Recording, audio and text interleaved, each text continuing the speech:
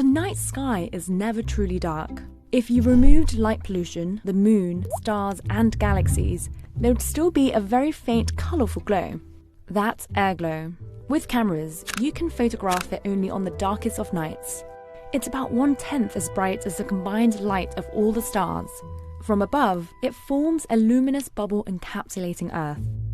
Appearing right at the interface to space, airglow holds clues to how our atmosphere affects weather in space, and how space weather affects humans on Earth. The bands of light span from 50 to 400 miles above Earth's surface. In the uppermost boundary of the atmosphere is the ionosphere. This is where our GPS signals and astronauts travel.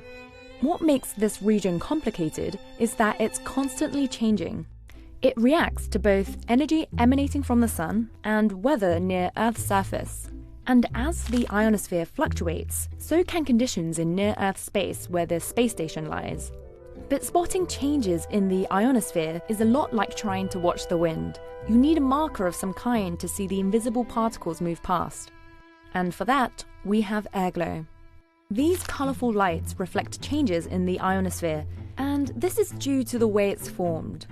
Our atmosphere consists mainly of nitrogen and oxygen, and small traces of other molecules.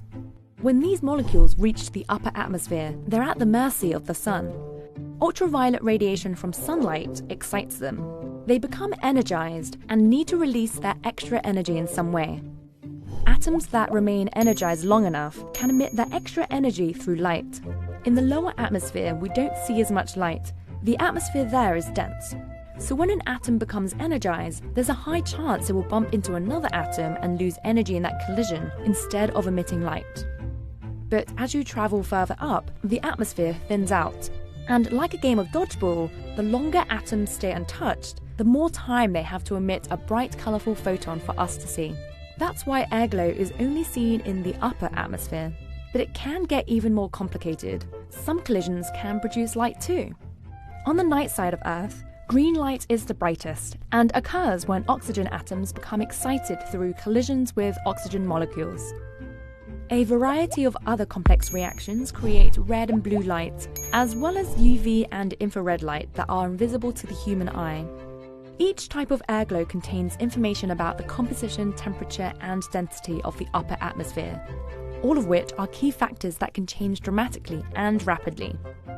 So airglow turns out to be a fantastic proxy, illustrating not only how particles move through the ionosphere, but what kinds of particles even exist there, which is key information for helping us tease out how space and Earth's weather interconnect.